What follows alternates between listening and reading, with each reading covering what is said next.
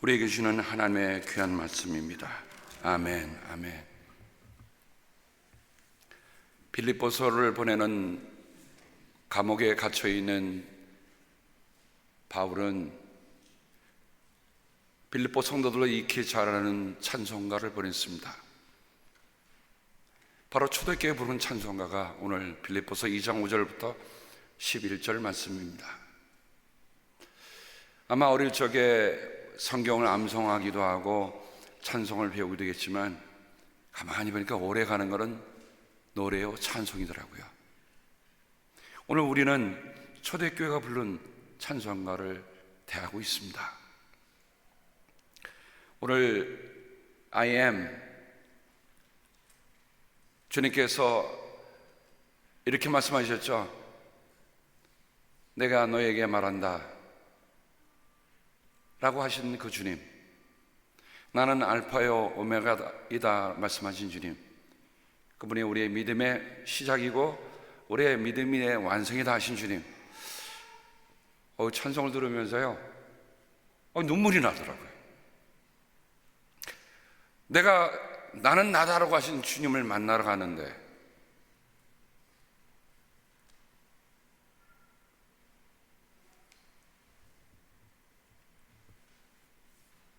오늘 말씀의 제목을 십자가의 예수님처럼 이라고 말씀의 제목을 잡았습니다. 어제 제가 내는 토요일이면 여기 강단에 꽃꽂이를 합니다. 그러면 제가 와서 좀 늦게 와서 백큐음하고 쓸고 저는 마당새 역할을 합니다. 근데 어렵게 이러는 거예요.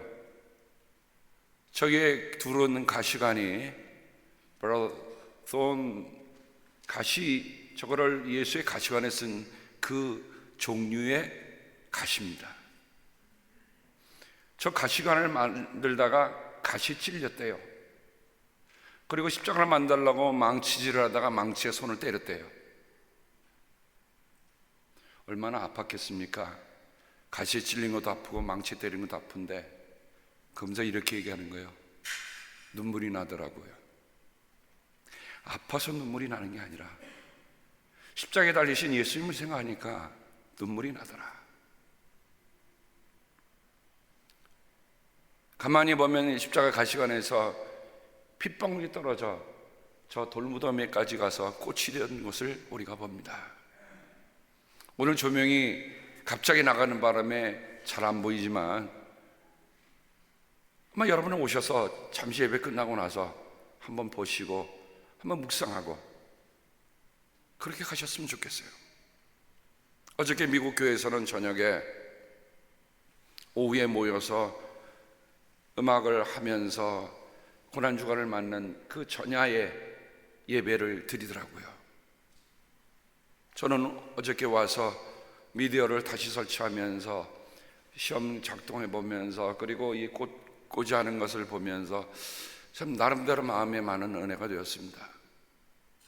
개인적으로는 지난주에는 오른쪽 발에 통풍이 와서 고생을 했는데 어제 왼쪽에 바이옵시한 발바닥에 실을 뽑으러 갔는데 뽑던 널스가 못 뽑겠다는 거예요.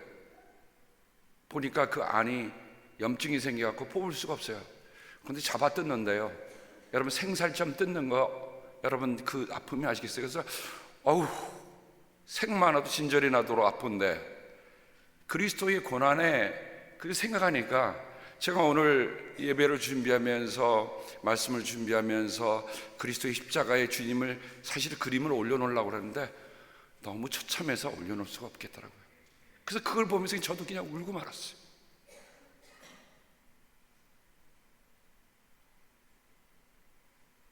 지금 우리의 눈에 볼 수는 없지만 십자가에 달리신 그리스도, 십자가에 달리신 그리스도가 바울에게서는 그 삶의 모든 것의 전부였어요. 그의 메시지의 전부였어요. 그래서 바울은 나는 십자가에 달리신 그리스도만을 전하겠다. 바울은 그렇게 살았어요. 오늘 말씀해 보면 너희 안에 이 마음을 품으라, 그리스도의 마음이니 라고 하고 있습니다. 품다는 말이 프로네오라는 말인데, 오늘 5가지 정도로 여러분에게 그 품다는 뜻을 한번 생각해 보면서 우리가 십자가 예수님을 어떻게 품고 살겠는가 하는 것을 생각해 보고자 합니다. 먼저 마음, 그리스도의 마음을 품다라고 할 때 다윗이 시편 18편에 노래했던, 역대기에 노래했던 그 노래가 마음에 물씬 떠올랐어요. 어떻게 보면 제가 구약 성경 가운데 가장 좋아하는 시편의 한 구절입니다. 어떤 이들은 시편 23편 여호와는 나의 목자시니라고 하는 그런 시를 좋아한다 그러지만, 저는 그 시보다도 다윗이 쓴 이 시편 18편을 더 마음에 듭니다. 그 가운데 일부지만, 한 마음으로 당신을 위하면 당신께서도 한 마음으로 위해 주십니다. 흠없이 당신을 위하면 당신께서 흠없이 위해 주십니다. 두 마음 품지 않고 당신을 받들면 당신도 두 마음 품지 않고 붙들어 주십니다. 그러나 당신은 소리로 드는 자는 꿰어넘기시고 억눌리는 자를 건져주시며 거만한 자를 부끄럽게 만드십니다. 우리가 그리스도의 마음을 어떻게 할 수 있는가? 그리스도의 마음을 품는다는 말이 뭘까? 주님의 마음이 내 마음이 되는 거예요. 주님과 나 사이에는 어떤 흠이 있어서는 안 돼. 어떤 먼지 하나도 있으면 안 돼.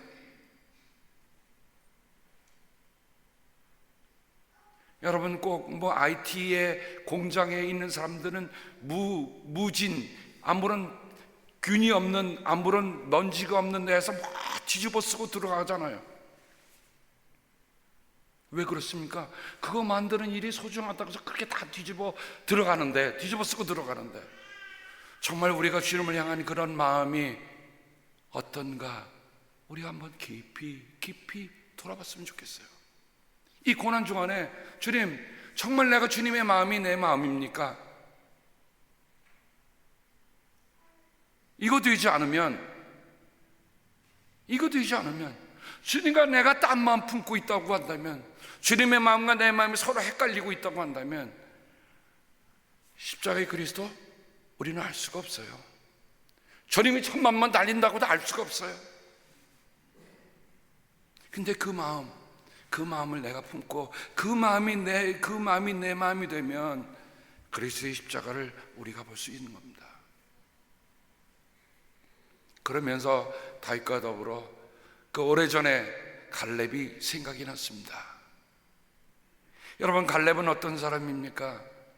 하나님께서 출애굽을 하는 이스라엘 백성들 이제 약속의 땅에 들여보내려고 그러는데 12지파에서 우두머리들 택해서 정탐을 보냅니다. 보내고 와서 돌아왔는데 10명은 아주 네거티브한 애티튜드를 가지고 어떻게 해요? 아주 부정적인 태도로 부정적인 보고를 합니다. 그런데 갈렙은 어땠어요? 여호수아는 어땠습니까? 이스라엘이 하나님께 큰 반역죄를 졌을 때 하나님께서 그들을 쓰려고 하실 때 모세가 하나님께 용서해 주십시오라고 기도할 때 하나님께서 이렇게 말씀하십니다. 너의 말대로 용서하겠다. 그러나 내가 살아있는 한, 그리고 나의 주의 영광이 온 땅을 가득 채고 있는 한, 나의 영광을 보고도 내가 에집트와 광야에서 보여준 이적을 보고도 10번이나 거듭 나를 시험하고 내 말에 순종하지 않은 사람들은 어느 누구도 내가 그들의 조상들에게 주기로 맹세한 그 땅을 못 볼 것이다. 나를 멸시한 사람은 어느 누구도 그 땅을 못 볼 것이다. 하나님이요 대노하셨는데, 근데 모세가 하나님께 정말 청원하며 기도하니까 하나님께 용서는 안 하겠다. 그러나 아무도 그 땅에 들어가지 못하겠다. 이유는 뭐예요? 불순종하고 또 불순종하고 불순종하고 거역하고 또 거역하니 그들을 들여보낸들 그게 약속의 땅이 되겠습니까? 그런데 하나님이 이렇게 말씀하십니다. 그러나 나의 종 갈렙은 그 마음이 남과 다르고 또 전적으로 나를 따랐으므로 이게 한 마음이에요. 이게 한 마음이에요. 그 마음이 남과 달랐다. 사랑하는 성도 여러분, 우리가 예수님의 마음을 품으려면 세상과는 다른 마음을 갖고 있어야 돼요. 세상이 살아가는 삶의 방식과 다른 마음을 갖고 있어야 돼요. 그냥 세상에 사는 방식 그대로 그 마음 가지고 예수님을 따르려고 하고 예수님을 본받으려고 하니까 보이지도 않고 따를 수도 없는 겁니다.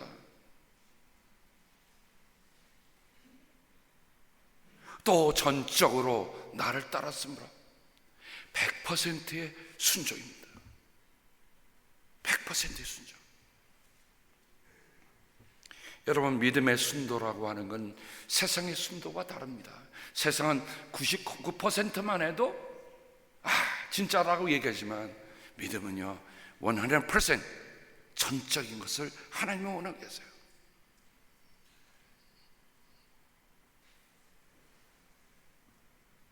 훗날 가나안 땅에 들어가서 이제 점령하는 일들이 주어졌는데 여러분, 자동적으로 점령한 게 아니에요. 그들에게는 그 과업이 남겨져 있습니다.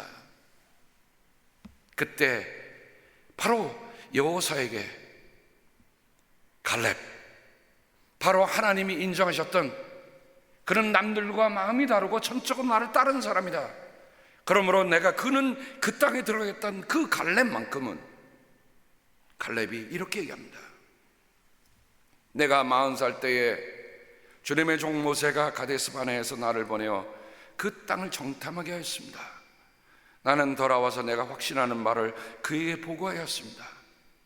나와 함께 올라갔던 나의 형제들은 백성을 낙심시켰지만 나는 주 나의 하나님을 충성스럽게 따랐습니다. 충성스럽게 따랐습니다. 100%의 순종, 100%의 따름이에요. 여러분, 이 말씀을 보면 40살이 되었을 텐데 지금 이 여분네의 아들 갈렙이 나이가 몇입니까? 85입니다. 여러분, 하나님의 뜻을 마음에 품고 몇 년 동안 살아온 겁니까? 45년간을 살아온 거예요. 광야에 40년, 그리고 아직도 그 땅을 점령하는데 5년의 세월이 지났지만 85세 된 갈렙, 저희 교회는 85세 되신 분들이 몇 분 계시는 거로 압니다. 조금 넘은 분도 계시지만 저는 갈렙을 보면요, 야, 이분이야말로 노익장 중에 노익장이구나.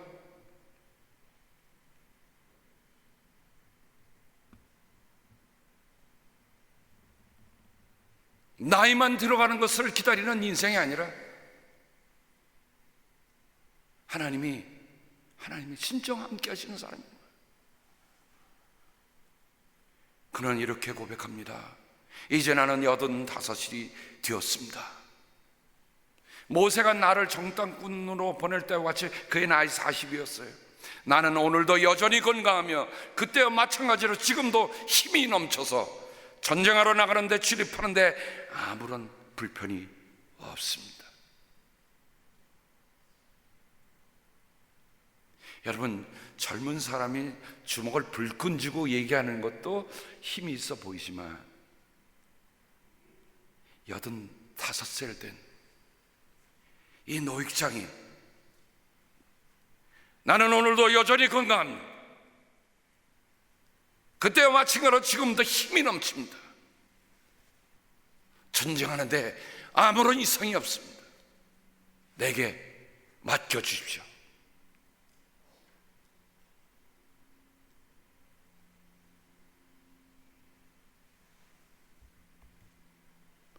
저는 이제 올 9월 달에 우리 몽골 선교를 갑니다. 근데 전혀 생각지 않았던 분들이 저한테 미리 말씀해 주세요. 목사님, 기도해 주세요.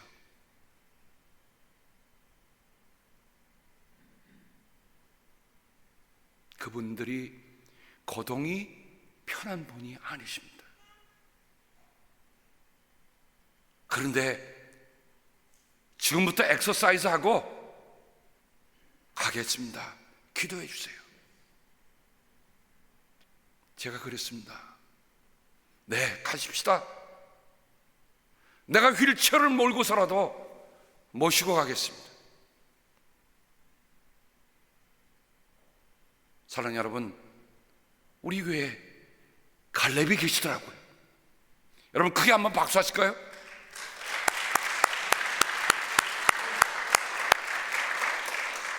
인생 85이 돼도 내 육신의 몸이 불편해도 하나님의 일을 하는데 나도 함께 하겠다고 하는 갈렙이, 목사는 자 여러분 선교 가십시다. 그 목사가 아직 젊으니 그래 뭐 통풍도 좀 있고 뭐 해도 당신은 걸어갈 수 있으니 당신만 다녀오시오가 아닙니다. 함께 갑시다.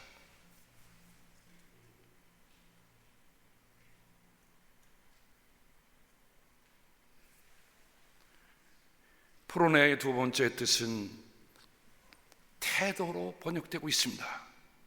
여러분은 이런 태도를 가지십시오. 그것은 곧 그리스도 예수께서 보여주신 태도입니다.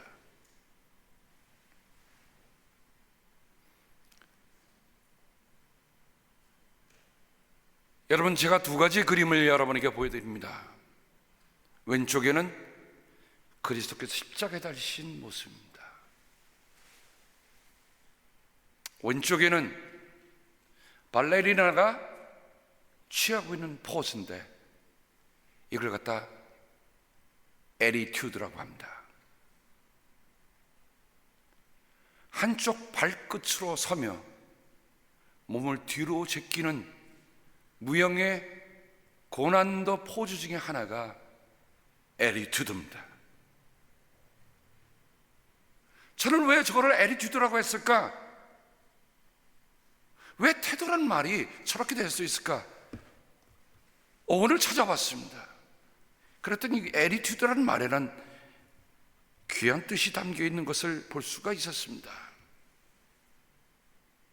달리 말하면, 여러분, 저 무용수가 저렇게 한쪽 발토로 몸을 제끼면서 설 수 있다. 권사님 누구보다 더 잘하실 것 같아요. 한 번은 제가 세계적인 발레리나의 발가락을 인터뷰한, 뭐를 인터뷰하냐? 발가락을 인터뷰한 기사를 보게 되었습니다. 우리가 볼 때는 백조옷에 나오는 참 무용수 보면 야, 어쩌면 저렇게 날렵하고 하늘하늘하고 그러지? 라고 참 이뻐 보이잖아요. 근데 그 토우 슈즈를 딱 벗기는 순간에 저는 기겁하고 말았어. 이 엄지 발가락이 그냥 울퉁불퉁 발톱도 없어요. 제 손가락에 두 개를 뭉쳐놨는데 그게 그냥 보통 곱게 자란 나무가 아니라 나무 옹이가 생겨서 뒤틀어진 것 같은 모습이 그 안에 있더라고요. 여러분, 그리스도께서 십자가에 달리신 그 고통, 그 모습,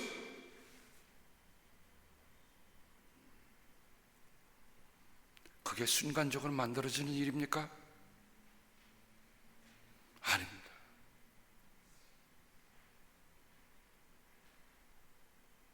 우리가 그리스도로 살아가고 그리스도의 마음을 품고 그리스도의 태도로 살아간다고 할 때 그건 하루아침에 이루어지는 일이 아니라는 거예요. 내 오른발가락이 문드러질 정도로 나를 세우고자 하는 마음, 그리고 하늘을 향해서 제끼는 그런 포즈를 취하는 일들은, 여러분, 아마 저 일을 하기 위해서 수없이 고꾸라졌을 거예요. 우리 하늘 찬양할 때 찬양하지만 여러분 그냥 와서 바로 하는 겁니까? 아니에요. 금요일날 저녁에, 주일날 아침에, 또 주일날 오후에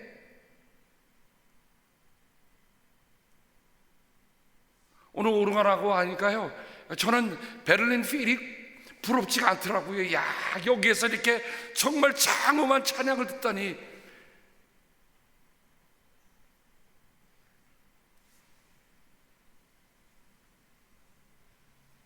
우리가 현재 살고 있는 삶의 모습은 지금까지 우리가 가져온 태도의 모든 합산입니다.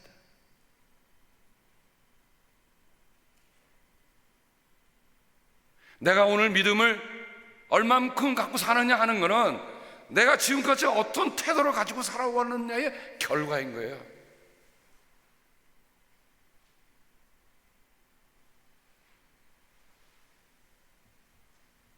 같은 행동을 반복하면서 다른 결과를 기대할 수 없습니다.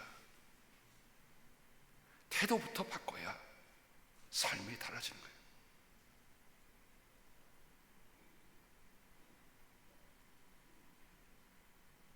여러분이 이 교회 첫 발을 디딘 때부터 지금까지 하나도 바뀌지 않았다. 첫 번째는 제게 문제가 있습니다. 두 번째는 여러분 자신에게 문제 있습니다.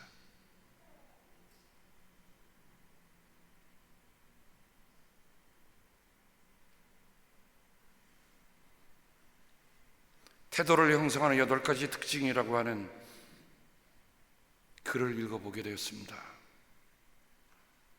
잘 보시죠.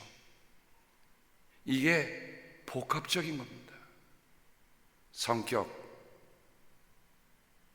여러분, 내가 성품이 개발되고 있는지, 성질이 충만한지 우리 스스로 한번 생각해 보세요.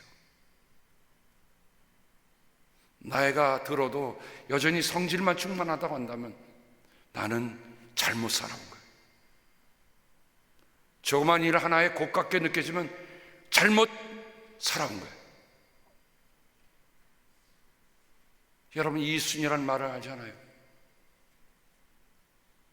귀가 순해진다는 말은 뭡니까?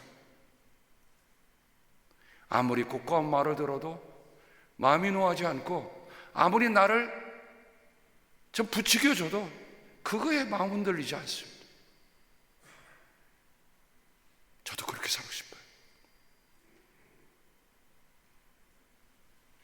환경, 주변 사람들의 표현, 셀프 이미지, 경험, 친구 그리고 주변 사람들, 이거 중요합니다. 내가 지금 누구와 어울려 사느냐에 따라 여러분은 여러분의 삶의 태도를 만들어가고 있는 겁니다. 종종 저는 그런 얘기 들을 때 있어요.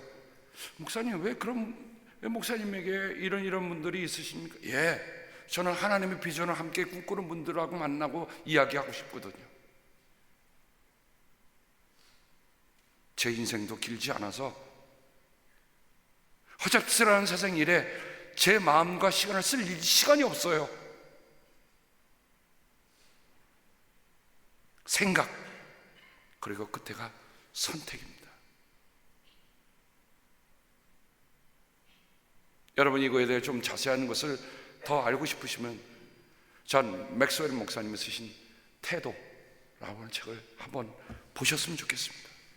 세 번째, 이 프로네오라고 하는 이 말은 생각한다는 뜻이 있는데 그냥 생각하는 게 아닙니다. 심사숙고한다는 뜻이 있어요. 근데 제가 폰데라운드를 보니까 폰데라레라고 하는 라틴어에서 왔는데, 이 폰데라레라고 하는 이 라틴어는 저울로 무게를 단다는 뜻이 있습니다. 여러분, 생각도 우리의 저울로 다는 겁니다. 자, 내 손에 저울이 달려져 있는데 저울이 단다는 것은 측량을 분명히 해야 한다는 뜻이 담겨 있습니다. 가끔 가다 보면 저랑 같이 있는 누구라고 얘기는 안 하겠습니다만 마켓에 가면요, 세상에 무슨 호박 하나 들어도 저울에 가서 이렇게 올려보더라고요. 그냥 가지, 그거 근데 제가 그걸 통해 또 배우는 게 있습니다. 그런 거 하나라도 저울에 담아보서 살펴보는 인생하고 대충 살아가는 거 어떻게 차이가 나겠습니까? 그래서 바울은 이렇게 합니다. 여러분은 땅에 있는 것들을 생각하지 말고 위에 있는 것들을 생각하십시오. 찬송가에 주 달려 죽은 십자가, 우리가 생각할 때에, 그렇죠? 우리가 생각할 때, 우리가 그리스도의 마음으로 산다는 것은 그리스도가 생각하신 것처럼 좀 더 생각해보고 세상의 잣대와 세상의 저울로 살아가는 것이 아니라 주님이 주신 잣대로 살아간다는 것을 우리가 깊이 생각해 보았으면 좋겠습니다. 그 다음 뜻입니다. Hold the view. 내가 가지고 있는 이 목적, 내가 가지고 있는 가치, 내가 가지고 있는 이 방향, 디렉션을 꼭 붙잡고 있는 겁니다. 오늘은 일로 갈까? 내일은 절로 갈까? 이거 아니에요. 우리가 그리스도의 마음을 품는다, 그리스도의 태도를 가진다고 하는 건 그리스도께서 보여주신 그 목표를 꼭 붙잡고 가는 겁니다. 나는 여러분이 다른 생각을 조금 더 품지 않으리라는 것을 주님 안에서 확신합니다. 그러나 여러분을 교란시키는 사람은 누구든지 심판을 받을 것입니다. 갈라디아서 5장에 바울은 이렇게 얘기합니다. 한국 순교자의 한 분이신 주기철 목사님, 아마 주기철 목사님뿐만 아니라 우리의 한국의 초기의 순교자들이 남겼던 그 말이 다음 같은 세 단어로 요약을 해볼 수 있습니다. 여주 동행. 주님과 늘 동행하는 거예요. 한결같이 동행하는 겁니다. 오늘은 내가 건강하니까 가는 거고, 내가 오늘 힘이 없이 안 가는 게 아니라 여주 동행, 일사가고 한 번 죽으러 가고 하는 거예요. 제가 지난주에 우리 주기철 목사님의 마지막 설교의 전문이 아니지만 그 중에 하나가 뭡니까? 여러분, 나를 위해서 기도해 주십시오. 나를 위해 기도해 주십시오.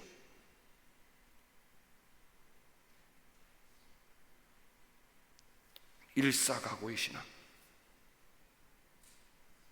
그리고 치사 충성, 죽도록 충성합니다. 죽을 때까지. 끝다을치 아닙니까? 끝다을치.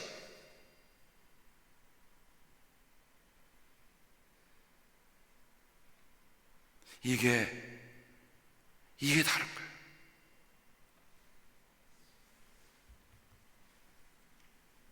끝으로 이 뜻의 마지막 뜻은 언어라고 하는 뜻이 있습니다. 데살로니가전서 5장 12절, 그 여러분에게 당부합니다. 여러분과 함께 있으면서 수고하고 주님의 명을 받들어 여러분을 지도하고 훈계하는 사람들을 존경하십시오.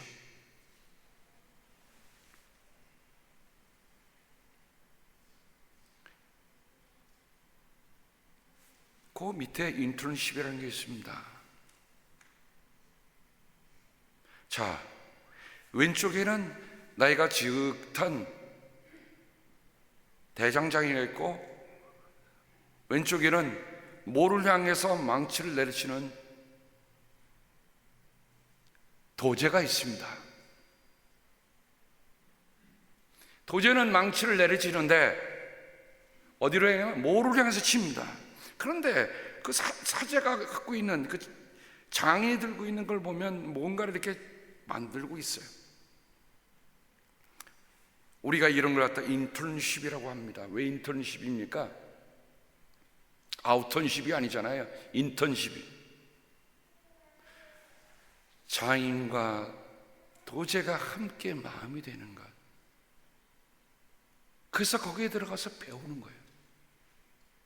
저는 지금도 감사한 게, 제가 한 15년 정도 부목사를 해왔는데요, 부목사로 섬겼는데, 제가 섬겨온 목사님들에게 참 좋은 거 많이 배웠어요. 그리고 나서 지금 서니까 죄송한 얘기는 이 일은 제게 하나도 일이 아닙니다. 이 일은 겁이 내지 않아요. 도저히 시간 중에 제가 부목사를 하면서 배웠던 일들이 제게 오늘의 새로운 체험이 된다는 겁니다.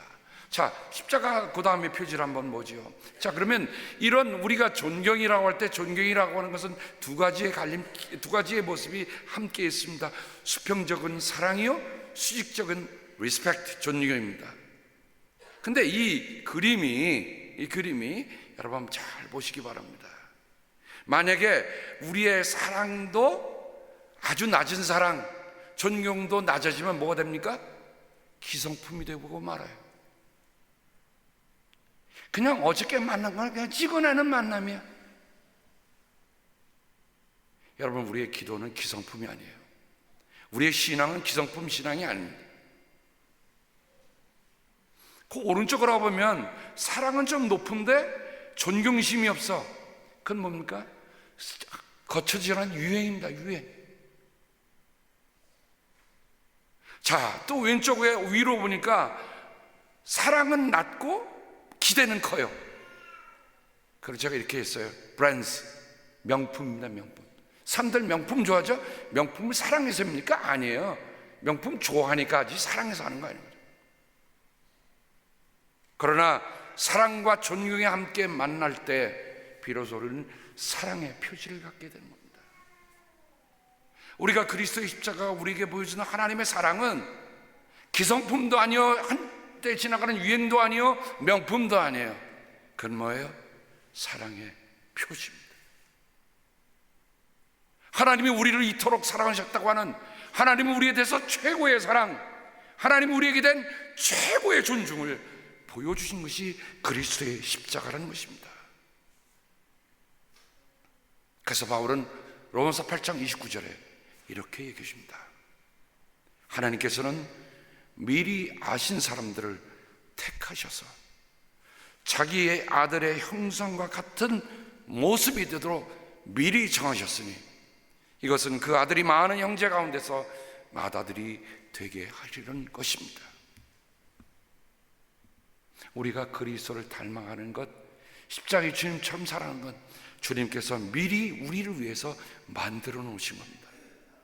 그런데 오늘의 마지막 결론적인 말씀입니다. 고린도후서 3장 18절, 우리는 모두 너를 벗어버리고 주님의 영광을 바라봅니다. 이렇게 해서 우리는 주님과 같은 모습으로 변하여 점점 더 큰 영광에 이르게 됩니다. 이것은 영이신 성령이신 주님께서 하시는 일입니다.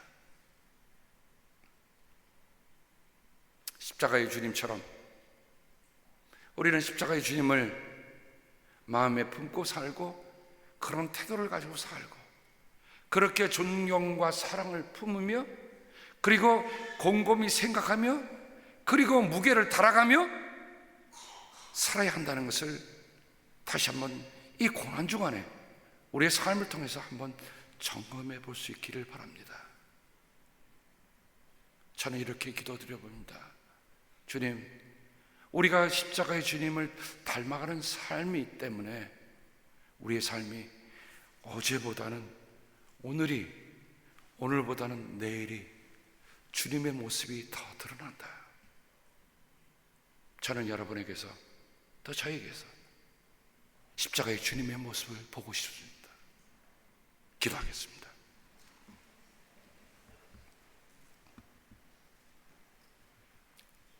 사랑의 주님, 십자가의 주님은 하나님과 같은 분이셨지만 동등됨을 취하지 않으시고 죽기까지